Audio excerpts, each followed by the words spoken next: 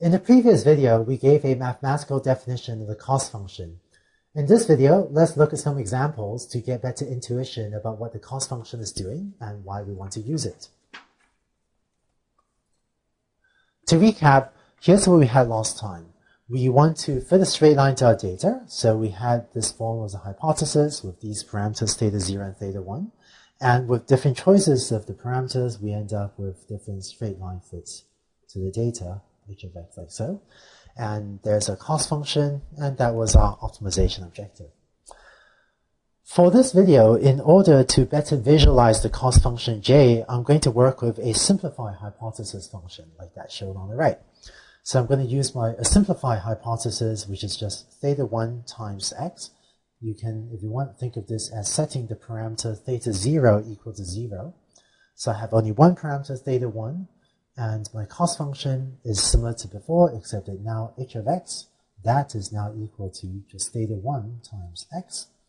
And I have only one parameter, theta 1, and so my optimization objective is to minimize j of theta 1.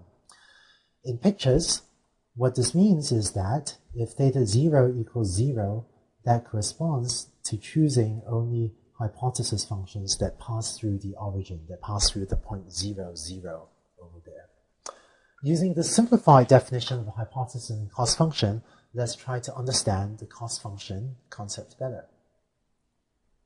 It turns out there are two key functions we want to understand. The first is the hypothesis function, and the second is the cost function. So notice that the hypothesis, right, h of x, for a fixed value of theta 1, this is a function of x. So the hypothesis is a function of what is the size of the house x. In contrast, the cost function, j, that's a function of the parameter theta 1, which controls the slope of your straight line.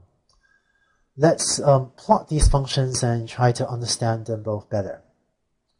Let's start with the hypothesis. On the left, let's say here's my training set with 3 points at 1, 1, 2, 2, and 3, 3. Let's pick a value of theta 1. So we'll set theta 1 equals 1, and if that's my choice for theta 1, then my hypothesis is going to look like this straight line over here. Okay? And I want to point out, when I'm plotting my hypothesis function, my x-axis, my horizontal axis is labeled x, is labeled, size of the house over here. Now, I've temporarily set theta 1 equals 1. What I want to do is figure out, what is j of theta 1 when theta 1 equals 1. So let's go ahead and compute what the cost function is for the value 1. Well, as usual, my cost function is defined as follows, right? Sum over my training set of this usual squared error term. And this is therefore equal to this of theta 1 xi minus yi. And if you simplify, this turns out to be that 0 squared plus 0 squared plus 0 squared, which is, of course, just equal to 0. Now, inside the cost function, it turns out each of these terms here is equal to 0 because, for the specific training sets I have, where my 3 training examples are at 1, 1, 2, 2, 3, 3, if theta 1 is equal to 1, then, h of x, right, h of xi is equal to yi exactly. Let me write this better.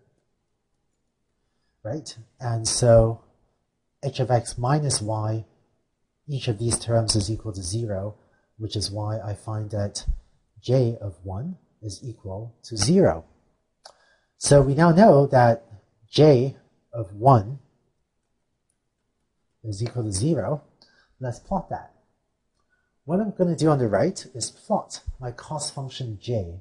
And notice, because my cost function is a function of my parameter theta 1, when I plot my cost function, the horizontal axis is now labeled with theta 1. So I have j of 1 is equal to 0. So let's go ahead and plot that. Going to end up with an x over there. Now let's look at some other examples. Theta 1 can take on a range of different values, right? So theta 1 can take on negative values, 0, or positive values. So what if theta 1 is equal to 0.5? What happens then? Let's go ahead and plot that. I'm now going to set theta 1 equals 0.5, and in that case, my hypothesis now looks like this. There's a line with slope equals to 0.5, and let's compute j of 0.5. So that is going to be 1 over 2m of my usual cost function. It turns out that the cost function is going to be the sum of squared values of the height of this line plus the sum of squared of the height of that line plus the sum of squared of the height of that line, right? Because this vertical distance, that's the difference between, y, I, and the predicted value h of xi, right? So the first example, this is going to be 0.5 minus 1 squared, because my hypothesis predicted 0.5, whereas the actual value was 1. For my second example, I get 1 minus 2 squared, because my hypothesis predicted 1, but the actual housing price was 2. And then finally, plus 1.5 minus 3 squared. And so that's equal to 1 over 2 times 3, because m, my training set size, right, I have 3 training examples. And then that's times, simplifying the thing in parentheses, is 3.5. So that's 3.5 over 6, which is about 0.68. So now we know that j of 0.5 is about 0.68. Let's go and plot that. Oh, excuse me, math error. This is actually 0.58. So I'm going to plot that, which is maybe about over there. Okay. Now, let's do one more. How about if theta 1 is equal to 0? What is j of 0 equal to? It turns out that if theta 1 is equal to 0, then h of x is just equal to, this flat line, right? It just goes horizontally like this. And so measuring the errors, we have that j of 0 is equal to 1 over 2m times 1 squared plus 2 squared plus 3 squared, which is 1/6 times 14, which is about 2.3. So let's go ahead and plot that as well. We end up with a value around 2.3. And of course, we can keep on doing this for other values of theta 1. It turns out that you can have negative values of theta 1 as well. So if theta 1 is negative, then h of x would be equal to, say, minus 0.5 times x, right? If theta 1 is minus 0.5. And so that corresponds to a hypothesis, with a slope of negative 0.5. And you can actually keep on computing these errors. This turns out to be, for 0.5, it turns out to be a really high error.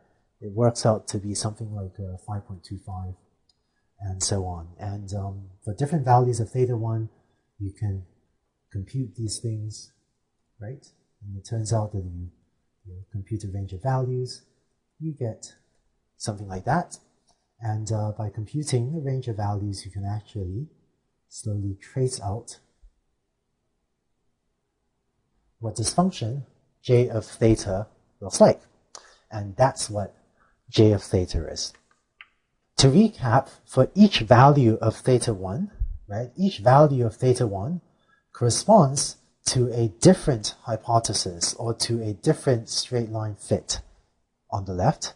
And for each value of theta 1, we could then derive a different value of j of theta 1. And for example, theta 1 equals 1 corresponded to this straight line fit through the data, whereas theta 1 equals 0.5, this point, shown in magenta, corresponded to maybe that line, and theta 1 equals 0, which I'm going to show in blue, that corresponds to this horizontal line, right? So for each value of theta 1, we wound up with a different value of j of theta 1, and we could then use this to trace out this plot on the right. Now, remember, the optimization objective for our learning algorithm is we want to choose the value of theta 1 that minimizes j of theta 1, right? This was our objective function for linear regression. Well, looking at this curve, the value that minimizes j of theta 1 is, theta 1 equals to 1. And lo and behold, that is indeed the best possible straight line fit through our data. By setting theta 1 equals 1, and just for this particular training set, we actually end up fitting it perfectly. And that's why minimizing j of theta 1 corresponds to finding a straight line that fits the data well. So, to wrap up, in this video, we looked at some plots to understand the cost function. To do so, we simplified the algorithm so that it had only one parameter theta 1, and we set the parameters theta 0 to equal to 0. In the next video, we'll go back to the original problem formulation and look at some visualizations involving both theta 0 and theta 1, that is, without setting theta 0 to 0. And hopefully that will give you an even better sense of what the cost function j is doing in the original linear regression formulation.